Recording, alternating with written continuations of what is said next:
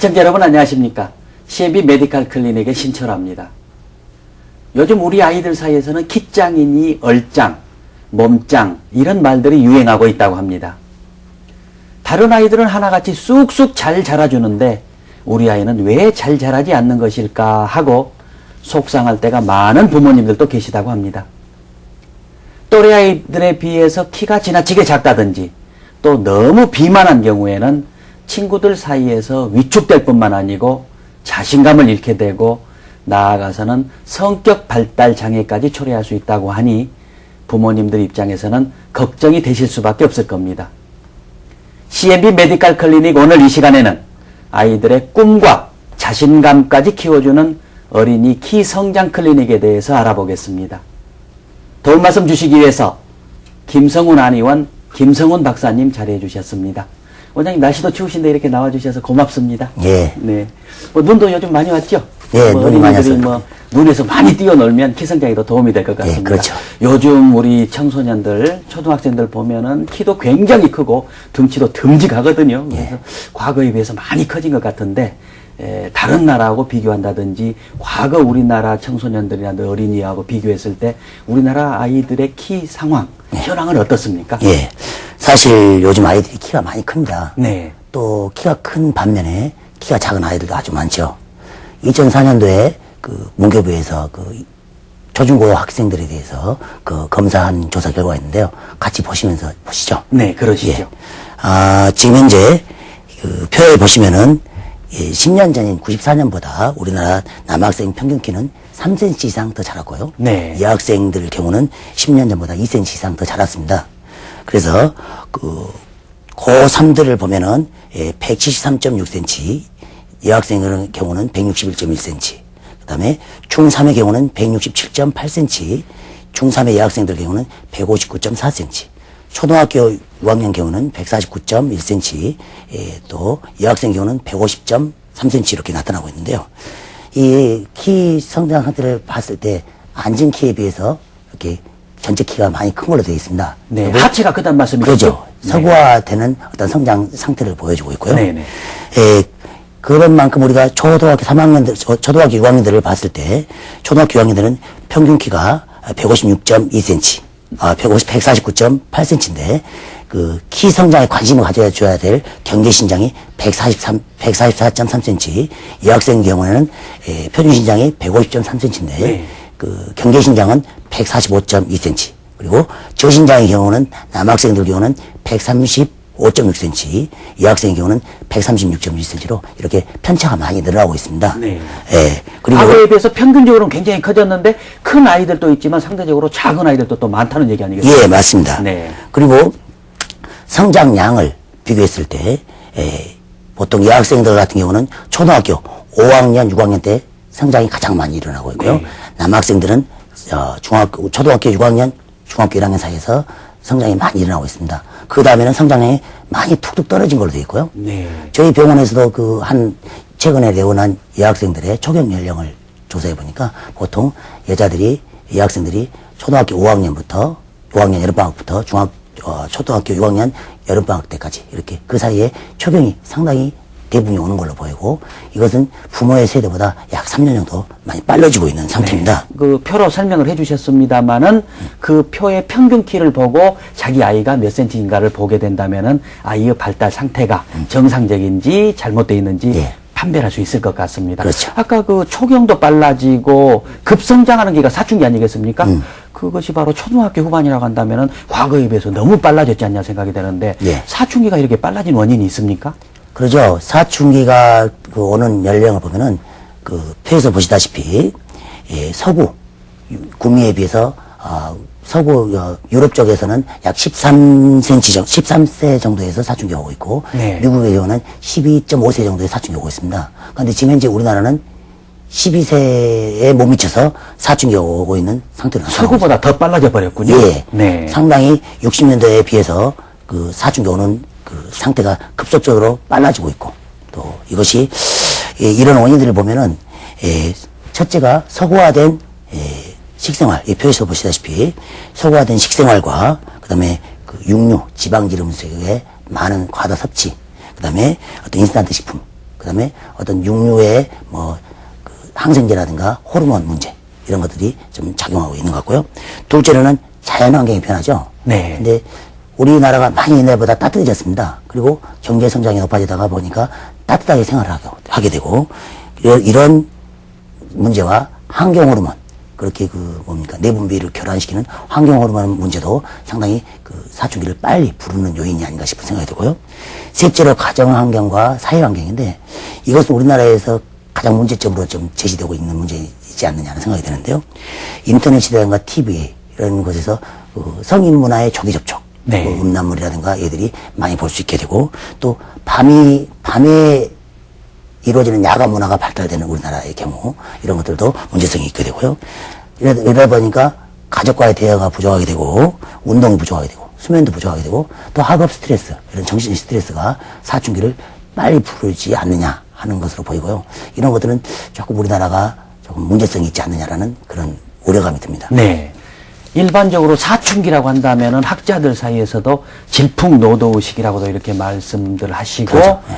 또 정신적 여명기, 정신적으로 새로 태어나는 기간이다. 그래서 인격적으로 성숙하고 그런 중요한 기간일 텐데 역시 키라든지 신체적으로도 대단히 급성장하는 시기 아니겠습니까? 그렇죠. 그래서 사춘기가 이렇게 좀 빨리 와서 이렇게 키도 좀 확 커준다면은 더 좋지도 않겠느냐 이렇게 생각하시는 분들도 계시거든요. 예. 어떻습니까? 흔히들 그렇게 생각하기 쉽죠. 하지만 키가 우리가 자라나면서 계속 크는 것이 아니고 네. 키가 빨리 크는 만큼 또 빨리 멈추게 됩니다. 아하, 그렇군요. 그래서 우리가 정상적인 성장 과정이라면은 이렇게 사춘기가 늦어질수록 앞으로의 아이의 키가 큰 키를 기대할 수 있는 상황이 되는 것입니다. 네, 모든 것이 다 그렇겠습니다만은 단계 계단을 밟아서 충분히 정신적, 육체적으로 성숙된 다음에 네. 사춘기가 와주는 것이 상당히 좋겠군요. 그렇습니다. 그 다음에 정상적으로 커 나가는 것, 예. 그것이 중요할 것으로 생각됩니다. 그래서 어떤 아이들 보면은 뭐 굉장히 빨리 크는 아이들 있고요. 초등학교 뭐 고학년인데도 수염이 나고 목소리가 걸걸한 학생들 그렇죠.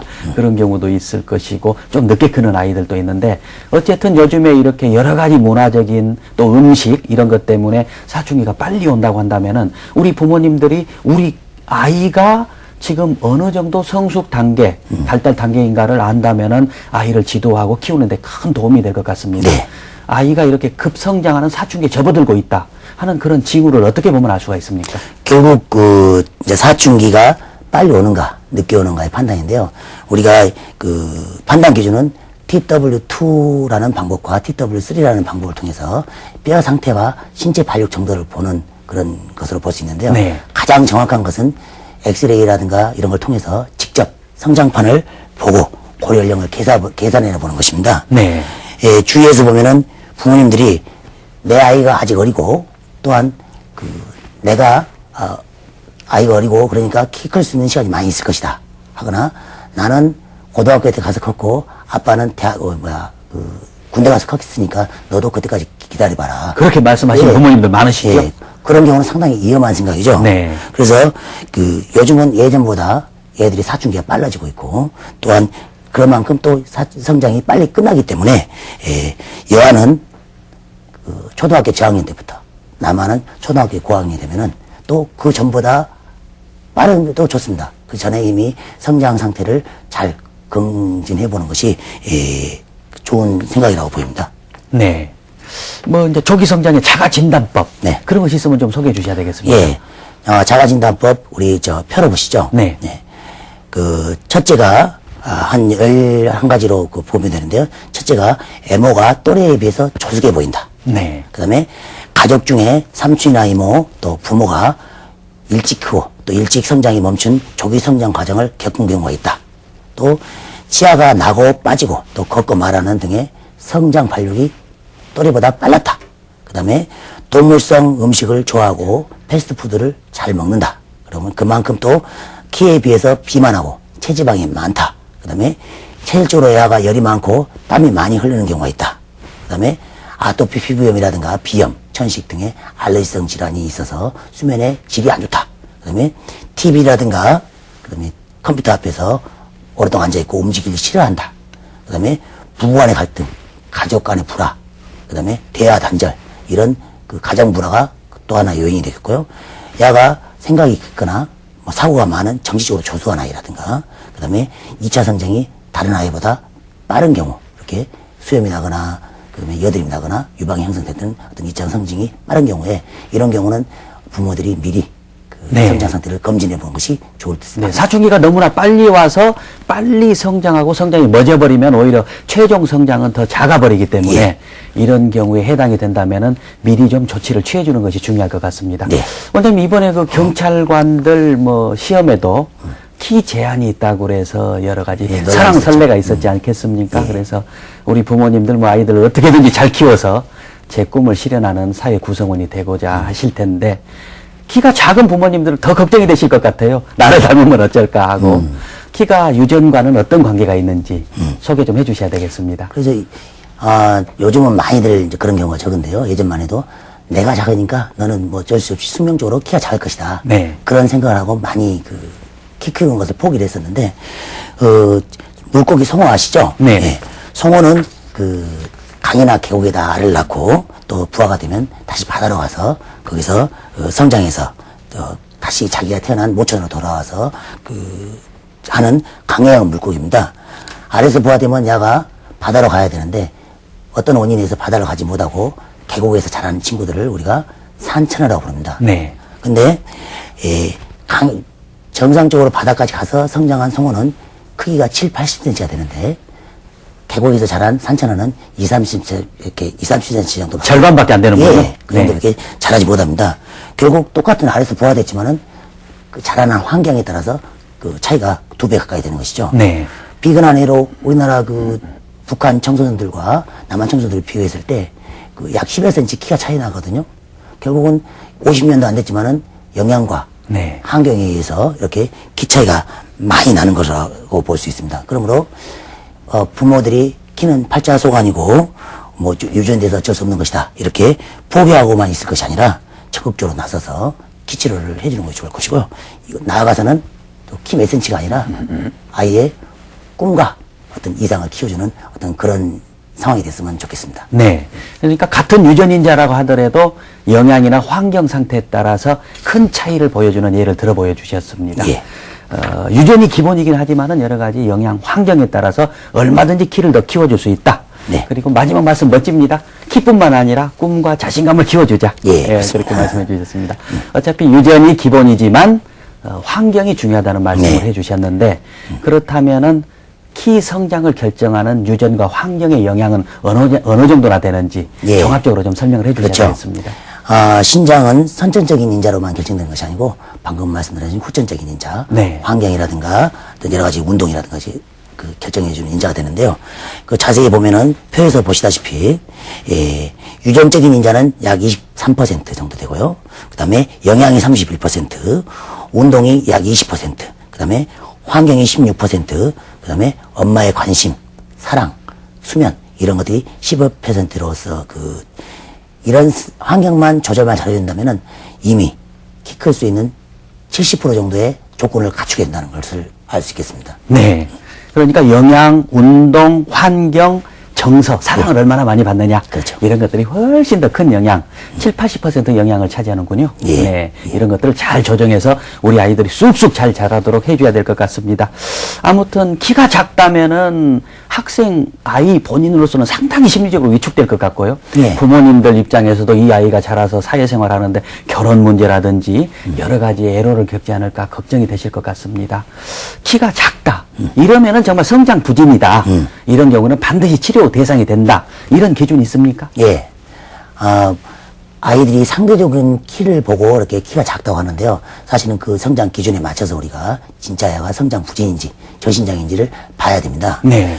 모처럼 학교를 가거나 또 엄마가 학교를 가거나 또 또래하고 노는 것을 봤을 때 키가 작고 애써 보면 엄마 마음은 많이 속이 상하죠. 네. 그런데 또 공부는 잘해도 또 왕따나 당하지 않을까라는 그런 우려감이 있는데요.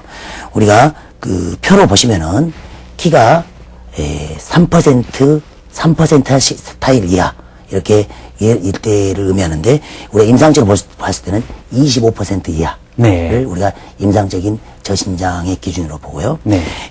그래서 한 학급수가 40명이라면은 10등 키 순으로 10번째 안에를 네. 저신장의 그 경계신장이라고 보고 있고 1, 2번째는 저신장이라고 보고 있습니다. 다음으로 1년에 우리가 5cm 정도는 자라야 되는데 야가 4cm 이하로 자랄 때 그럴 때 우리가 저신장이라고 보고 있고요. 또 하나는 2살 어린 아이보다 비교해 키가 작을 때 결국 동생보다 작은 형이죠. 이럴 때 우리가 저신장이라고 봅니다. 그 다음에 매년 5cm 이상 자란 아이가 갑자기 어떤 정신적이든 육체적인 어떤 병에 의해서 갑자기 2, 3cm밖에 안 자랄 때 우리가 저신장의 기준을 보고 있고요. 또 하나는 2차 성징이 또래보다 빨리 왔을 때 이럴 때는 그 원인에 따라서 정확히 검진을 통해서 이것을 개선해 주면 키 성장이 원활하게 이루어질 것으로 보입니다. 네. 말씀하신 항목에 해당되는 아이들은 좀 특별한 관리가 필요할 것 같습니다. 예. 잘 검진해서 어떤 방향으로 치료해 줄 것인가 하는 것을 우리 어른들이 잘 고려해서 설정해 줘야 될 것 같습니다. 물론 이제 이런 아이들의 경우는 이제 아까 말씀해 주신 여러 심리적인 문제라든지 환경 영향 문제도 살펴야 되겠습니다만은 특별히 내부에 몸에 이상이 있어서 원인 질환이 있어서 크지 못하는 경우 잘 진단해서 치료해 주는 것이 또 중요할 것 맞습니다. 같거든요. 예. 이렇게 실제 몸에 이상 질환이 있어서 못 크는 아이들은 어떤 경우입니까? 성장 부진을 나누는 방법이 우리가 유전적인가, 네. 유전적인 질환인가, 또 하나는 1차성 즉 선천적인 질환인가, 또 2차성으로 나타나는 후천적인 질환인가 표시 우리가 구분해 보는데요. 그 가장 중요한 것은 성장 호르몬 치료가 필요한가? 네. 하지만 아니면 성장 호르몬이 치료가 필요 없는 어떤 그런 상황인가를 그 구분해 보는 것입니다. 만약 성장 호르몬 치료가 필요한 어떤 성장 호르몬의 분비가 작거나 성장 호르몬의 치료가 필요하다면 반드시 성장 호르몬 치료를 해야 됩니다. 네. 그런데 그 조사 보고에서 보면 차이는 좀 있지만은 약 5%에서 10% 정도가 성장 호르몬 치료가 필요하다라는 어떤 조사 결과가 나와 있고요.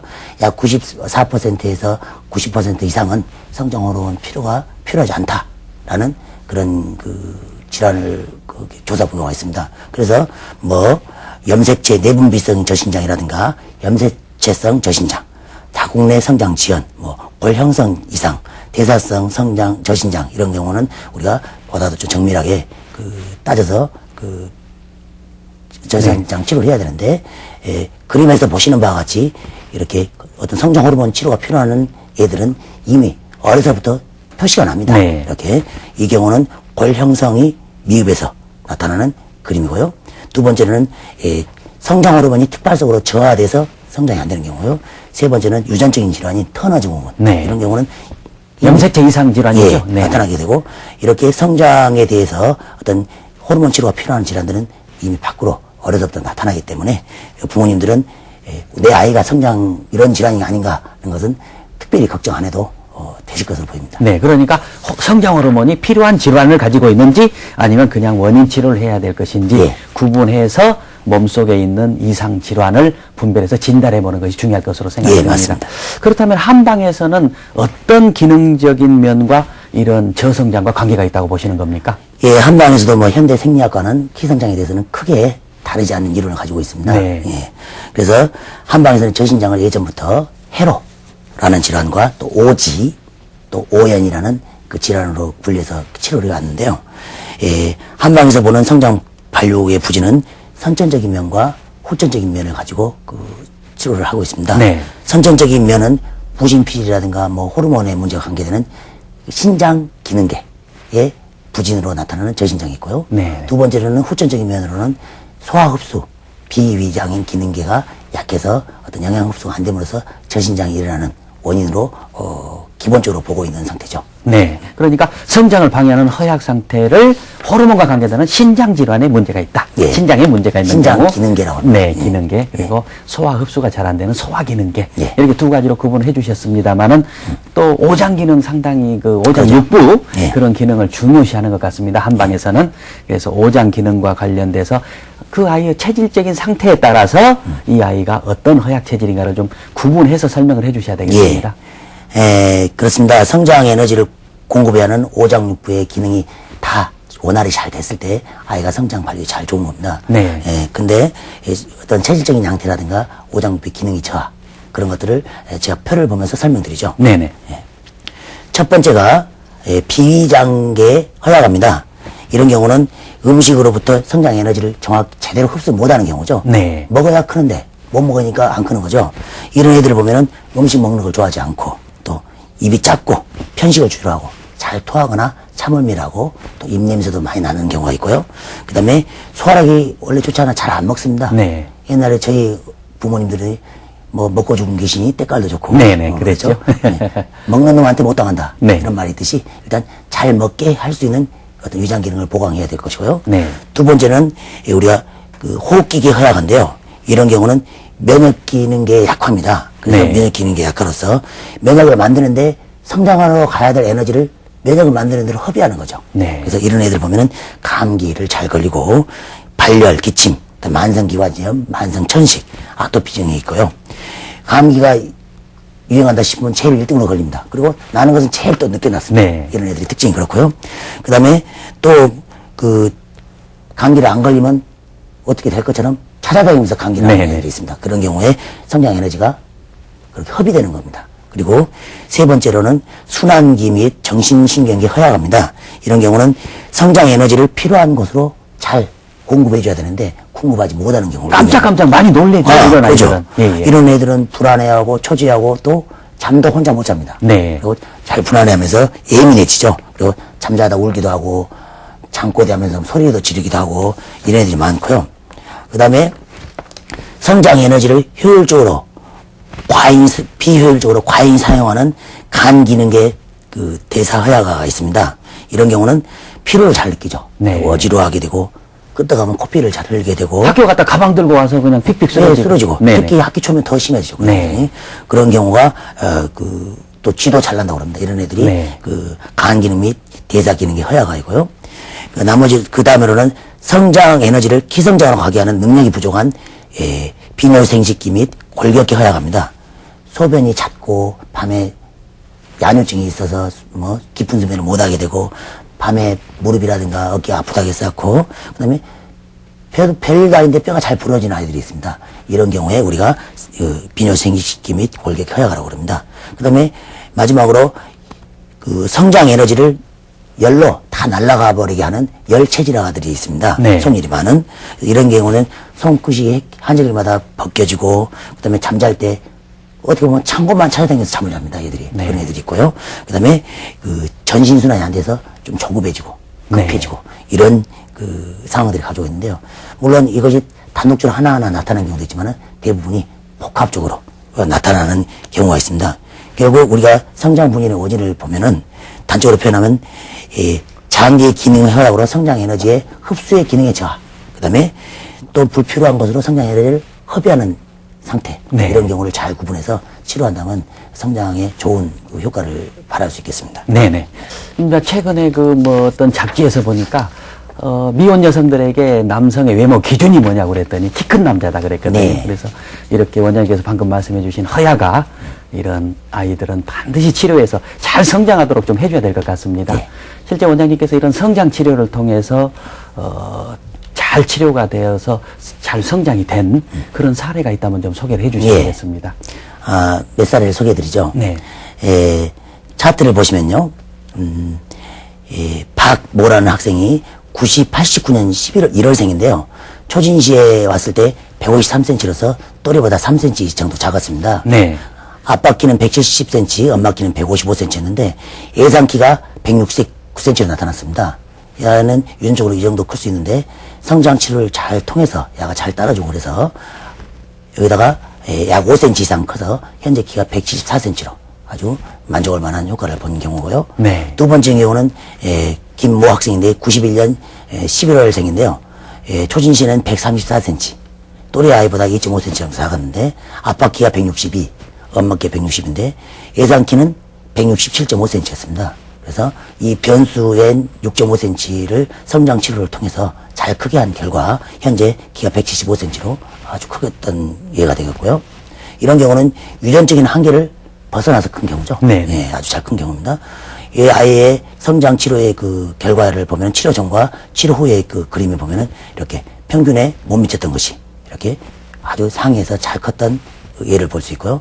이렇게 분포도에서도 이렇게 평균 이하였던 것이 상당히 잘 컸던 그런 예를 볼 수 있겠습니다. 그 다음에 이 여학생인 경우도 보면은 약 11개월 정도 치료한 아이인데요. 예, 처음 왔을 때 122cm가 못 됐었고, 또래는 123cm였는데, 예, 11개월 정도 치료를 통해서, 예, 또래도 뭐 시간이 지나면 큰데, 예, 123.5cm에서 또래는 128.5cm로 컸고, 본인은 122cm가 못 된 키에서 129cm로 컸다. 네. 이렇게 어떤 좋은 결과가 있었고요. 또 이 친구도 보면은, 예, 초진 시에는 134cm, 그 다음에 1년 7개월 치료 후에 158cm로, 또래 집단보다 많이 차였던 것을 따라잡기를 통해서 이렇게 평균 이상으로 컸던 애들을 많이 볼 수 있었습니다. 네, 그렇군요. 그러니까 잘 먹이고 또 밝은 마음으로 잘 놀게 함으로써 유전 인자를 벗어나서 충분히 잘 크게 할 수 있다. 그렇죠. 그렇게 볼 수 있겠군요. 네. 아까 그런 경우는 아마 성장 부진에 대한 정확한 검진을 통해서 성장 치료를 통한 좋은 결과라고 보여집니다. 그러니까 평균 신장 또래 아이들보다 적었던 키가 네. 오히려 더 커져 버렸어요. 그렇죠. 네, 좋은 사례라고 생각되는데 어떻습니까? 예. 아, 그런 애들이 저희 병원에서 현재 약 2,000내 그 성장 치료에 애가 있는데요. 네. 보면 그 검사를 해서 통계를 내보면 보통 사춘기 전에는 약 3cm, 4cm 이렇게 또래는 5cm 컸는데 3cm, 4cm 컸던 애들이 6cm, 7cm, 8cm까지 이렇게 많이 크는 경우를 많이 볼 수 있었습니다. 네. 그렇군요. 예.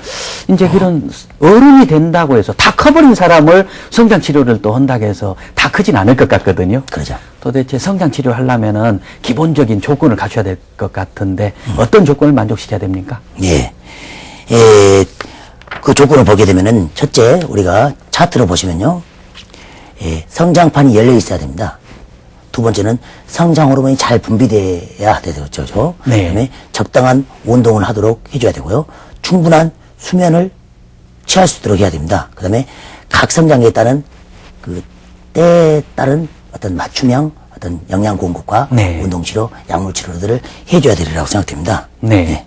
그러니까 성장판 말씀을 해주셨거든요. 예. 성장판이 뭐 성장하는 데는 결정적인 역할을 하지 않겠습니까? 네. 거기서 세포 분열을 해서 뼈가 늘어나고 부피가 커지고 하기 때문에 그런데 뭐 어떤 경우 들어보면 부모님들 놀다가 아이들이 다치게 되면은 성장판이 부러져서 뭐 안 크게 된다 그렇게 생각하시는 분들도 있습니다만은 거기에 대해서 좀 설명을 해주셔야 되겠고 성장판이 열려 있다 닫혀 있다 그 개념 중요한데 그렇죠. 좀 잘들 모시. 예, 잘 모르시니까 거기에 대해서 좀 소개해 주셔야 되겠습니다. 예. 그 키성장 에 대해서 이제 성장판에 대해서 말씀 많이 하는데 네. 방금 전에 성장판을 뭐 어떤 골절이라든가 다쳐서 뭐 상했다. 그래서 아이 안 크면 어떨까 하는 그런 우려를 많이 하는 부모들이 계신데 뭐 그렇게 그 뼈가 부러졌다 해서 성장이 안 되는 경우는 아주 드물기 때문에 네. 그에 대해서 특별히 걱정 안 해도 될 것 같고요. 성장판을 보기 위해서 먼저 이 차트를 보시죠.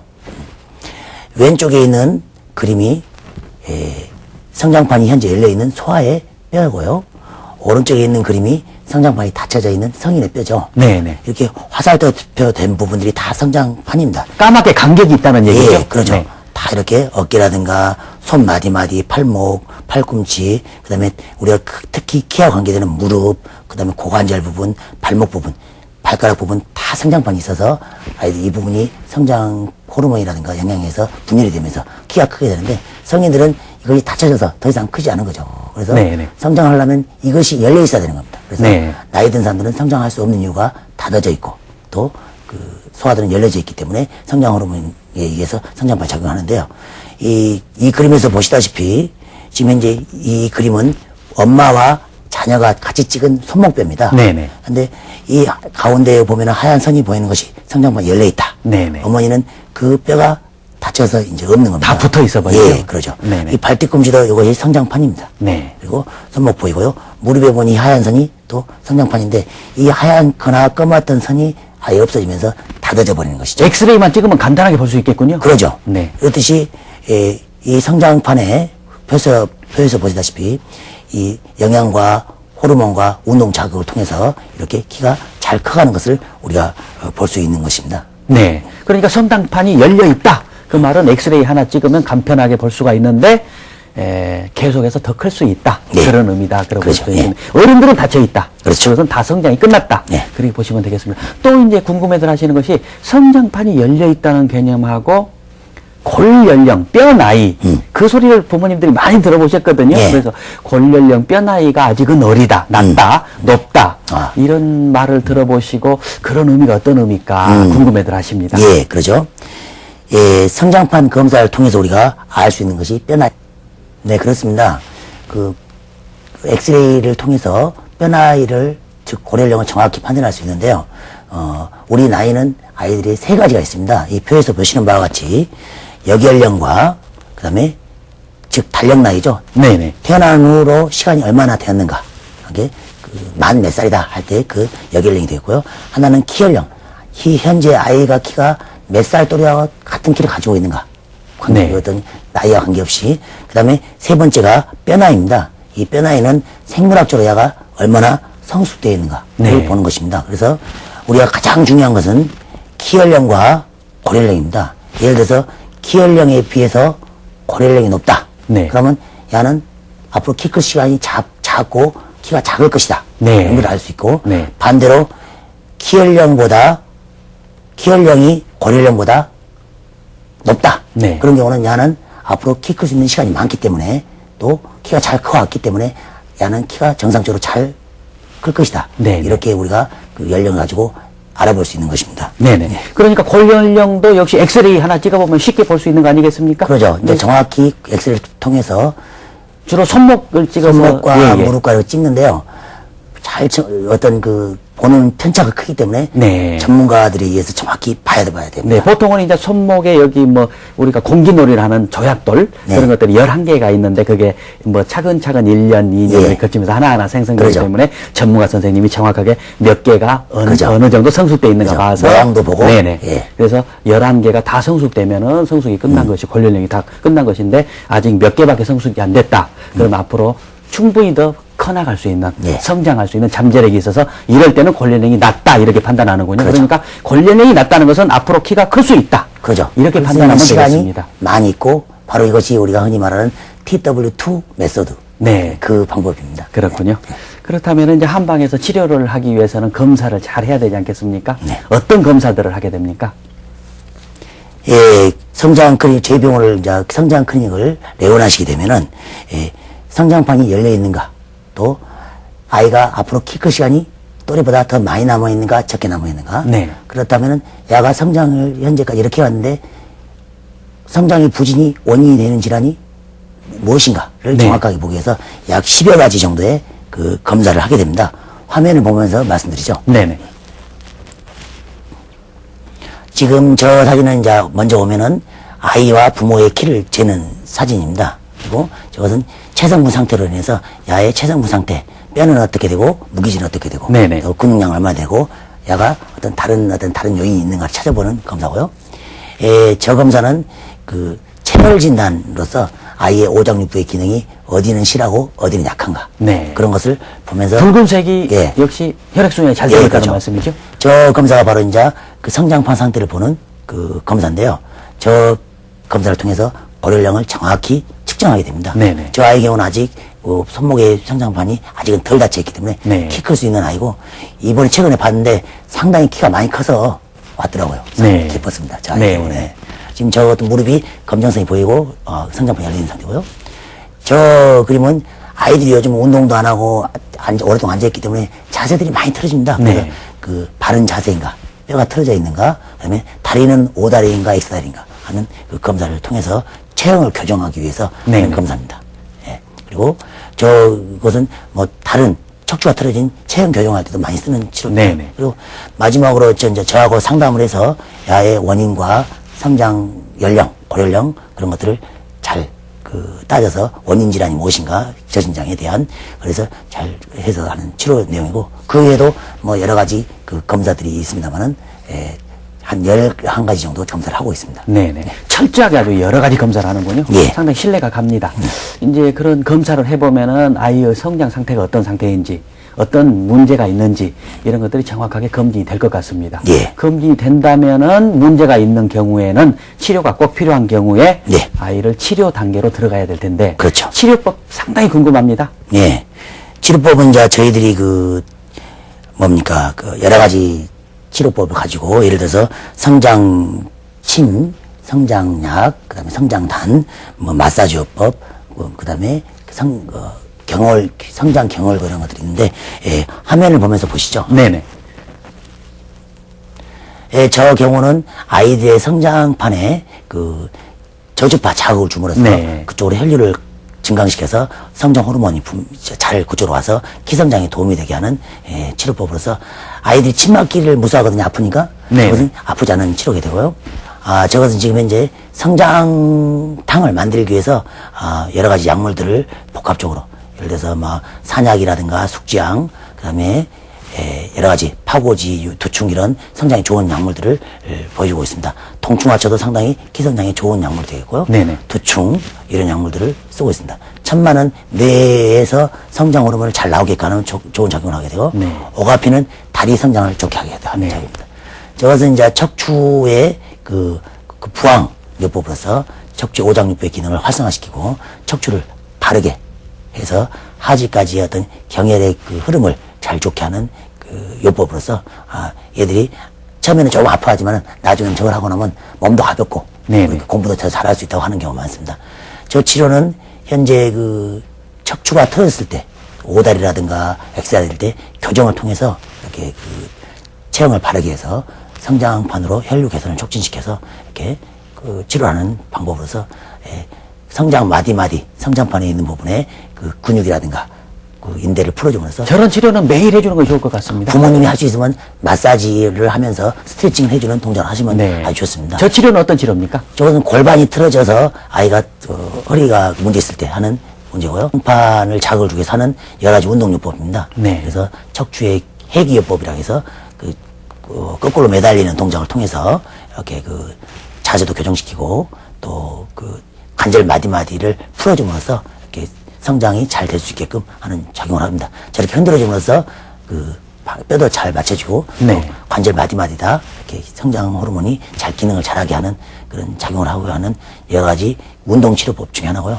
저것은 이제 우리가 흔히 이제 콩콩이라고 하는데요. 네네. 네, 이렇게 아이들 많이 좋아하죠? 네, 뛰면서 무릎에 직접적인 자극을 줌으로써 이렇게 성장 호르몬이 잘 작용하는데 뭐 저런 경우는 특히 무릎에 관절에 좀 부담이 될 수 있으니까 네. 조심을 해야 되고요.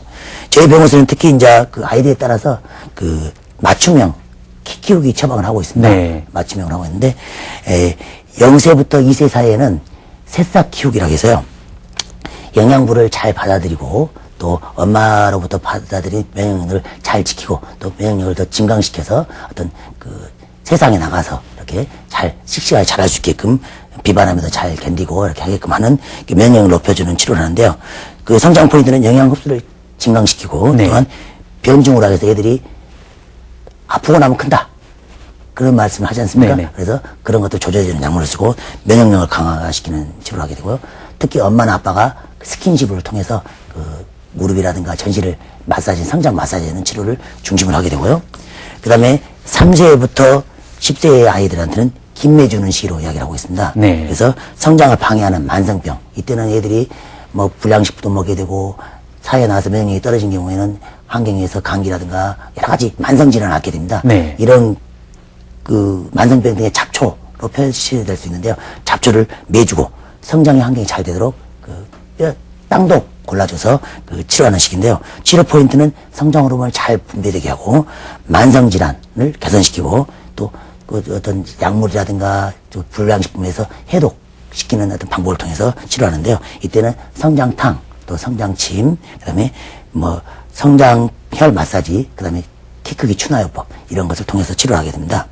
그다음에 10세에서 15세 이런 경우는 사춘기에 접어들 텐데 이때 영양이 잘 공급돼야 키가 쑥쑥 크는데 네네. 이때 태비주기에 해당되죠. 열매를 많이 맺게 하고 가지를 번성하게 해서 열매를 많이 맺게 하는 시기인데요. 더 조금 알차고 더 이왕이면 더 잘 클 수 있게끔 그 영양을 밑거름을 주는 때로서 성장 우리가 포인트는 사춘기를 가능하면 좀 지연할 수 있는 방법 그 다음에 호르몬을 조절하고 또 이때가 막 비만해질 수 있는 때이기 때문에 체지방을 조절해서 성장을 촉진시키는데요. 이때는 우리가 성장탕 또 공부하는 학생들이니까 총명탕이라든가 성장침 또 이때부터 운동이 아주 중요시 여겨지게 됩니다. 키 크기 운동도 할 수 있게 하고요. 성장 추나요법도 우리가 통해서 그 치료를 하게 됩니다. 그 다음에 마지막으로 15세에서 20세, 사춘 이후에 이제 이때는 키가 아주 마무리되는 기간으로서 에너지를 소모할 수 있는 필요 없는 가지를 제거해서 바르고 마지막 성장량을 극대화시키기 위해서 가지 쳐주는 시기로서 줄기라든가 뼈들을 튼튼하게 하는 시기입니다. 이때의 포인트는 성장 잠재력을 향상시키고 또 하나 척추의 성장을 도와주고 마지막 연골 성장도 도와줄 수 있는 치료를 하게 되는데요. 이때는 진짜 중요한 것은 운동입니다. 네. 운동을 통해서 열심히 하게 하고 성장 춘화하고 성장단 그다음에 키크 운동을 통해서 치료를 하게 되는 겁니다. 네. 그리고 또 저희 병원에서는 이렇게 부모들한테 이렇게 성장열 마사지라든가 그 지압법에 대해서 네. 교육을 시키는데요. 그 자료를 준비했습니다. 네, 한번 네. 보시죠. 저것은 지금 현재 부모님들한테 저 부분이 그 한방의 혈자리하고 네. 관계되는 자리인데 혈자리는 주로 침을 넣죠? 예. 그런데 애들이 이제 침을 놓으면 아파하고 또 그러기 때문에 붙이는 침을 해줍니다. 네. 밤에 하루 종일 붙이고 있어도 되지만은 밤에 붙여서 아침 떼게 하는데 저것을 잘 가르쳐주고 저 부분을 마사지를 통하고 또 저 부분에다는 그 성장 침을 붙여주고 또 성장 경혈고도 붙여주고 해서 이왕이면 저 부분에 그 성장 호르몬이 잘 가게 하고 근육이 이완시켜서 이렇게 그 성장에 발달이 되는 도움이 되고 저 부분도 발목에 관계되는 자리인데요. 한방에서는 저 자리를 골륜혈이라고 합니다. 골륜혈. 네. 높은 그 산 있죠? 네. 골륜산. 그래서 키를 크게 하는 자리이기도 하죠. 그래서 저런 부분에 저런 경우 지속적인 치료를 해야 될 텐데 집에서도 할 수 있습니까? 그래서 교육을 시켜서 집에서 할 수 있게끔 네. 저희들이 안내를 해드리고 있습니다. 지금 현재 저 성장 침으로서 붙이는 침입니다. 저것은 뭐 통증도 없고 애들이 이제 시간이 나는 대로 이렇게 자기가 이렇게 꼭꼭 눌러주게 되고 네. 자기가 하게 되고 또 집에서도 이렇게 엄마들이 저 부분에 마사지 해줄 수 있게끔 네. 교육을 하고 있습니다. 아까 원장님께서 맞춤형 치료도 말씀해 주셨고 네. 여러 군데서 우리가 아이들이 성장하는데 운동이 굉장히 중요하다고 말씀을 해 주셨거든요. 이제 선진국에서 보면은 어린이들이 의무적으로 스포츠 클럽에 네. 가입하게 되어 있다고 그럽니다. 그래서 부모님들도 역시 의무적으로 지원을 해야 되고 그런다고 그러는데 우리 아이들 보면 우리 부모님들이 못 먹고 자라셔서 그러는지 뭐 인스턴트 식품 몽땅 먹이시거든요. 그렇죠. 그리고 네. 운동 안 시키기 위해서 요즘 뭐 소화 당뇨, 비만 예. 이것도 굉장히 많다고 그렇습니다. 들었습니다. 예. 예. 운동이 상당히 중요할 텐데 운동이 어떤 메커니즘을 통해서 우리 아이들이 성장하는 데 도움을 주는지 또 어떤 운동이 좋은지 소개 좀 예. 해주셔야 되겠습니다. 그러죠. 운동은 영양과 또 수면, 기타 어떤 환경적 요인에 비해서 그 상당히 중요한 위치를 작용하고 있습니다. 네. 그래서 어떤 그 성장판 자극뿐만 아니라 성장 호르몬을 잘 나오게 합니다. 그래서 도움이 되는 운동을 보면은 우리가 차트에서 보시면은요, 키 크기에 도움이 되는 운동이 보면 맨손체죠. 뭐 스트레칭, 수영, 뭐 줄넘기 이런 어떤 전신을 골고루 사용하는 운동이 되겠고요. 네. 키 크기 해가 되는 운동은 기계체조라든가 마라톤, 뭐 레슬링, 역도 이런 어떤 근육을 과도하게 쓰고 또 그 체중에 부담이 주는 운동이 되는데, 근데 사실 요즘 아이들이 운동이 부족하기 때문에 밑에 해가 되는 운동도 저는 하시라고 그럽니다. 네. 하지만 하고 나서 스트레칭도 하고 이렇게 그 근육 관절을 풀어주면은 오히려 이것도 과도하지 않으면 오히려 도움이 될 수 예, 있거든요. 그렇습니다. 예. 네네.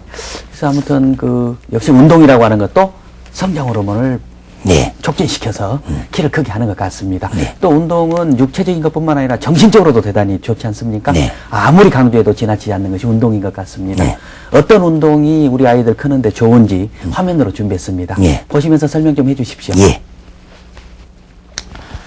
저체조는 이제 그 척추와 고관절 부분의 어떤 그 성장이 되는 그 부분을 그 바르게 하기 위해서 하는 체조로서 네. 척추를 바르게 하고 그다음에 그 성장 호르몬이 잘 분비되게 하는, 그다음에 저 운동은 그 근육이라든가 그다음에 인대를 그 풀어주는로써 요즘 애들이 운동을 안 하고 그 많이 굳어 있기 때문에 네. 오히려 그 다리 쪽에 성장 쪽으로 그 혈흔이 잘 안 가서 그 키 크는데 저런 방해되기 운동은 때문에 하루에 몇 번이나 해주는 거 좋습니까? 보통 아침 저녁으로 해주면 좋습니다. 네. 10여 분 정도 하게 되는데 꾸준히 하는 게 좋겠죠? 예, 뭐 네, 시간이 매일 많이 매일. 안 들고 네. 엄마랑 같이 엄마가 저렇게 스킨십을 통해서 네. 사랑하는 어떤 마음을 통해서 해준다면 보다 더 좋은 효과가 되리라고. 엄마가 먼저 저런 방법을 배우셔서 같이 하면 좋겠어요. 그렇죠. 저 교육들을 하고 있습니다. 네, 지금에서. 그렇군요. 예. 지금 현재 우리 저 체조는 잠자리 체조라서 이렇게 전신 관절에 근육의 기능을 풀어주고 또 성장 호르몬을 분비를 촉진하게 하는 방법이 되겠습니다. 네. 저것은 그러니까 척추의 기능 상태를 조금 더 원활하게 하고 굳어 있는 근육을 풀어주는 방법으로서 되고요. 저것은 콩콩이로서 이렇게 무릎에 성장판을 자극을 주고 또 성장 호르몬을 분비를 잘하게 하고 하는 작용을 하는데요. 그 성장 호르몬은 운동할 때하고 안정시에 비교해 보면 약 25배 정도 더 잘 나오게 돼요. 그렇군요. 그렇게 많이 차이가 나는군요. 자기 전 한 1시간 반 전에 조금 땀이 흐를 정도로 이렇게 줄넘기를 한다든가 좀 혹시 뭐 줄 없이 해도 관계는 없습니다. 네. 그런 동작을 하게 된다면은 아주 뭐 잠도 깊이 잘 수 있게 되고 네. 또 성장판 자극을 통해서 성장 호르몬이 분비가 확 되게 되고 그래서 키 크는데 아주 도움이 되는 운동이고요. 또 뭐 밤에 그 아파트 사는 아이들 같은 경우는 계단 오르기 네. 하게 되면은 뭐 아주 좋은 성장판 자극 운동이 되지 않나 싶습니다. 네네. 원장님, 이제 우리 아이들이 쑥쑥 잘 자라기 위해서는 성장 호르몬이 잘 분비돼야 되는 것이 가장 핵심인 것 같습니다. 예. 뭐, 아까 운동도 중요하다고 말씀해 주셨고, 아마 수면도 잘 자야 될 것 같습니다. 그렇습니다. 예, 뭐, 예. 초저녁에 자야 잘 나온다고 예. 다 알고 있지 않습니까? 여러 가지 성장 호르몬이 잘 나오게 하기 위해서 우리 아이들을 어떻게 길러야 할까요? 예.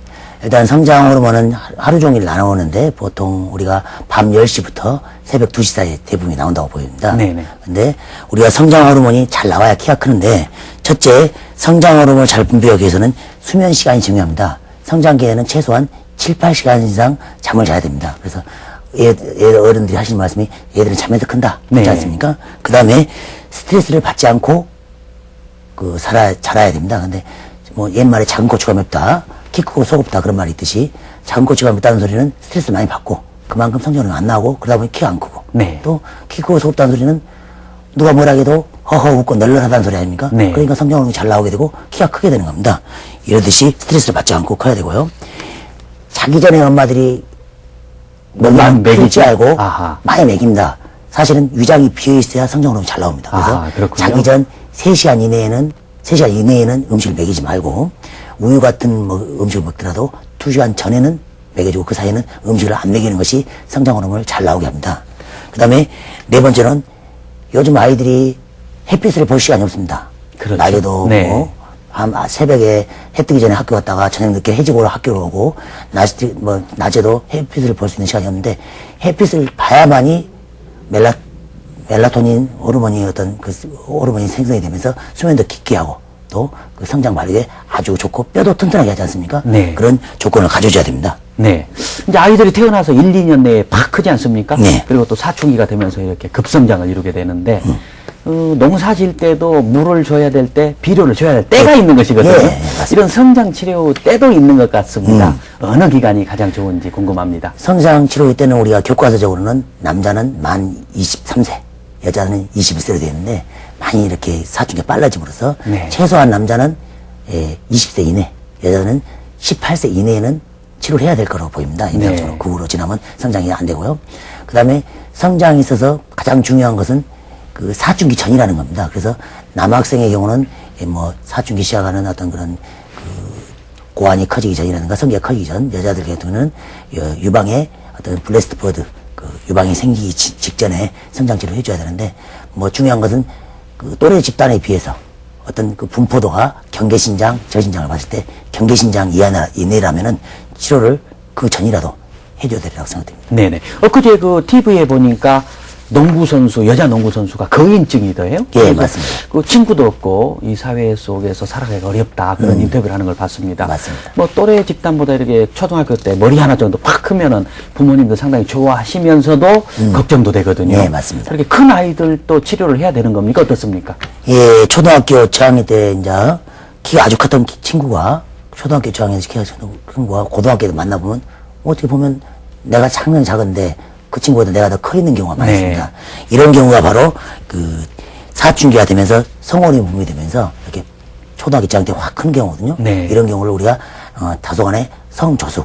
네. 그러니까 초등학교 저학년 때 굉장히 컸다 해서 거인증으로 되는 게 아니라 오히려 작아버리는 게 더 문제군요. 그런 경우가 많죠. 네. 자, 물론 거인증 같은 경우는 뭐 뇌하수체 같은 네, 특별한 경우이지만, 그런 걸 관계되지만 네. 그런 경우가 있고요.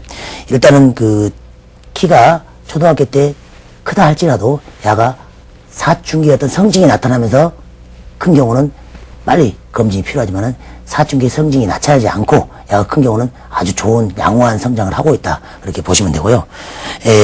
물론 그 아이들이 크든 안 크든 요즘은 부모님들이 저희 병원에만 오시는 거 보면 성장도를 체크하기 위해서 많이들 오십니다. 네. 상당히 좋은 일이라고 생각됩니다. 네. 아이들 겨울방학이 곧 시작이 됩니다. 이제 겨울방학이 되면 부모님들, 아이들 뒤떨어진 공부도 좀 챙겨주셔야 되고, 여러 가지 할 일이 많으시거든요. 네. 성장치료도 이런 겨울방학이 적기가 아닌가 싶습니다만은, 이제 주로 상당히 그 학생 상태에 따라서 여러 가지 치료를 해야 된다고 들었었습니다. 네.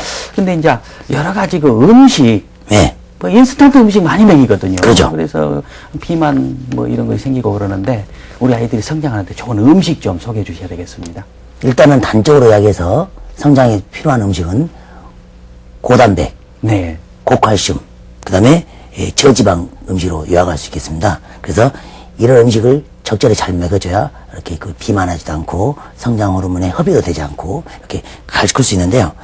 성장에 도움이 되는 음식은 주로 콩, 그 다음에 그 요즘 애들이 잘 안 먹는 채소라든가 과일, 해조류도 상당히 성장에 도움이 되는 음식 중 하나입니다. 그 다음에 물론 유제품 우유는 하루에 3컵 이상 정도 마셔주는 것이 좋고, 또 우유가 안 맞는다는 애들이 있는데 그런 애들은 우유가 아니더라도 불가리스라든가 이렇게 발효우유 있지 않습니까? 그런 음식을 먹여주는 것이 좋고요. 그 다음에 가능하면은 지방질이 적은 음식을, 거기 고기 같은 것도 지방질을 빼서 삶아서 먹인다든가 하는 것이 좋을 것 같고요.